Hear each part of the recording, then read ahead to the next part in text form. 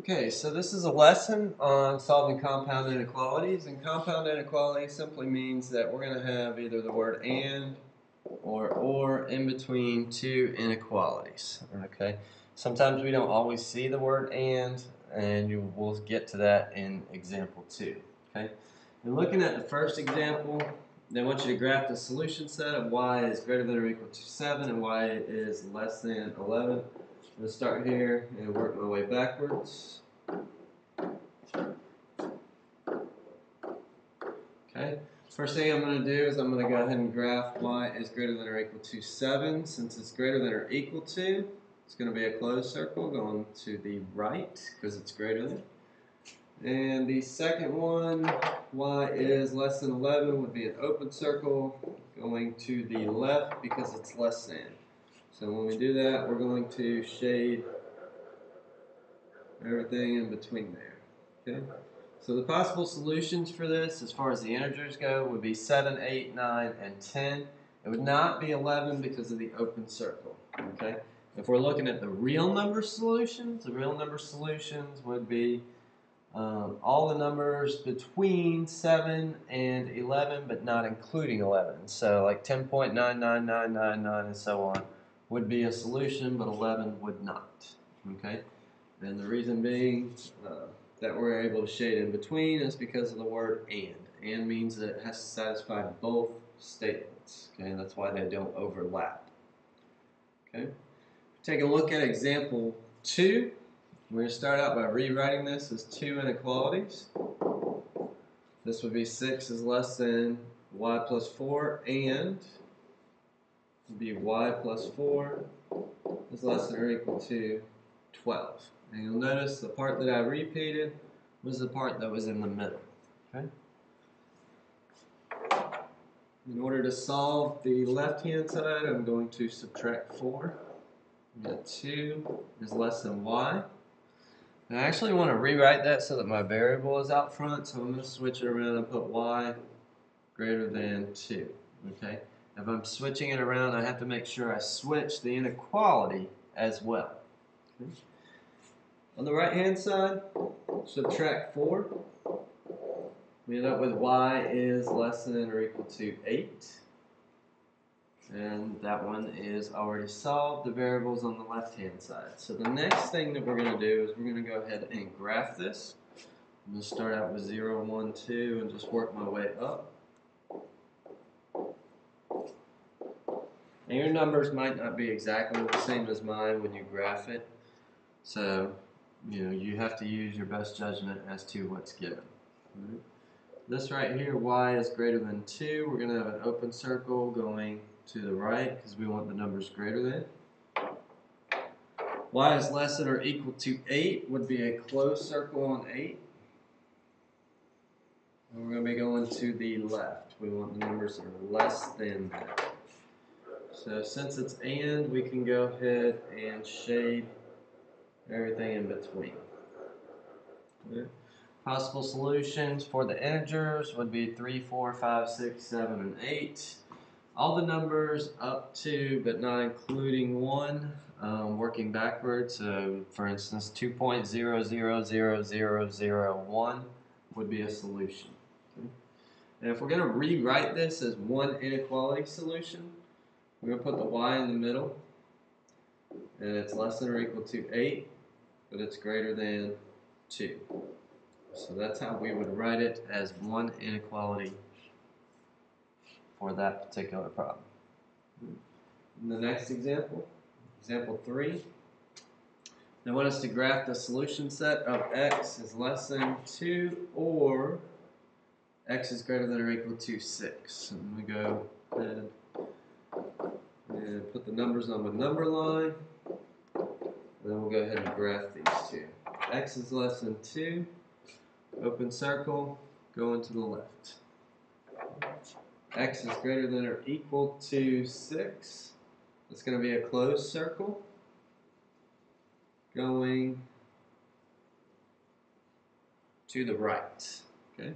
So the solutions here would be all the numbers that are less than 2 but not equal to 2. Okay, so 1.99, 1, 0, negative numbers.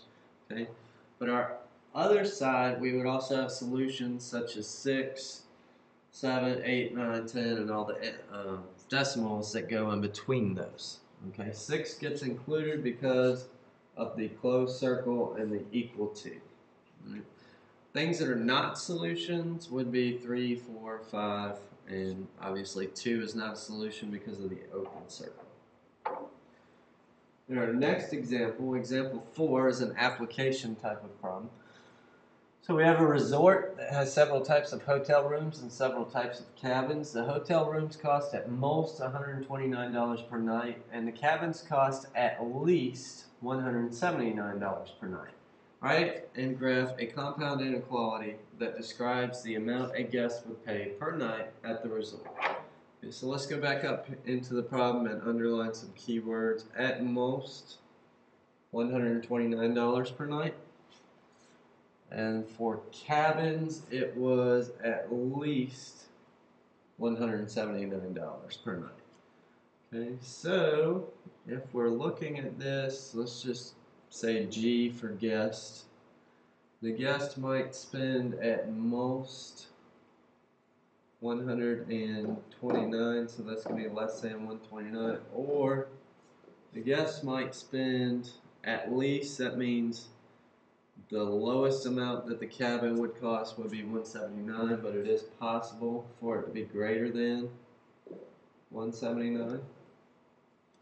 So we're going to have that compound inequality with the word or in between. When we go to graph this, we're actually going to have to label this graph, so I'm going to go by tens. Alright, so if we go ahead and graph this, let's go ahead and graph G is less than or equal to 129, so we're going to go about to 130, and then we'll go this way. And one thing that you have to keep in mind, since we're talking about money, it's not going to be possible for us to spend less than $0. That's something we didn't take into account in this. So we actually need to go back up and add less than or equal to 0. Okay, for the cabin part, we would be greater than or equal to 179, so closed circle going to the right. Okay. And I would bet in most textbooks or solution manuals you probably would not see this part. You would probably just have an arrow going to the left for this particular type of problem. Example 5, we've got an OR statement with 2 problems here. We're going to go ahead and solve those problems just like if they were an equation. So we add 8 to both sides. 3x would be less than or equal to 24. Then we divide each side by 3. We end up with x is less than or equal to 8. We do the same thing on the other side. 17 minus 9x is greater than or equal to 20. So we start out by subtracting 17. Okay, just remember the 17 is positive. That minus 9x does not have anything to do with it. Bring down the minus 9x is greater than, it would be 3. And then we're going to divide by negative 9. So x is less than or equal to negative 1/3. And remember, when you divide or multiply by a negative number, you have to flip the inequality. Alright, so if we're going to put this on the graph, we're going to have to start with, say, maybe negative 2. And I'm actually going to go by 2's on this one. Okay, so we'll start out by graphing x is less than or equal to 8. Closed circle going to the left. And then this one, x is less than or equal to negative 1/3, so that's pretty close to 0. And it's also going to the left. When they both go in the same direction, we have to actually look back up and look at the word. And this time, since it's or, it can satisfy one or the other. It does not have to satisfy both.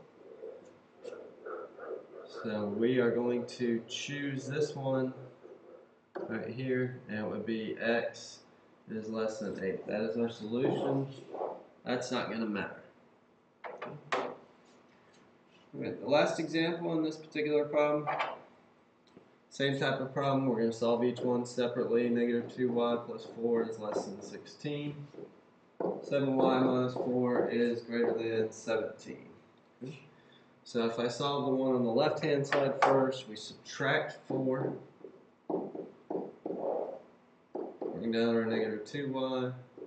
It's less than 12. Divide by negative 2. And we end up with y is greater than negative 6. Okay? And again, we flip the inequality because we divided by negative 2. On the right-hand side of this equation, we're going to add 4 first. Bring down the 7y, and that's greater than 21. Then we divide by 7, and y is greater than 3. Okay? So we're going to go ahead and label this negative 7, negative 6.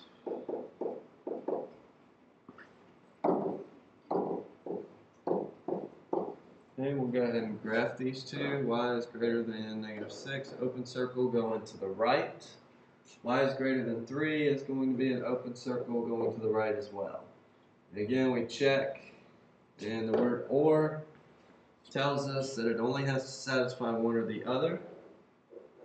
So we're going to graph from there over.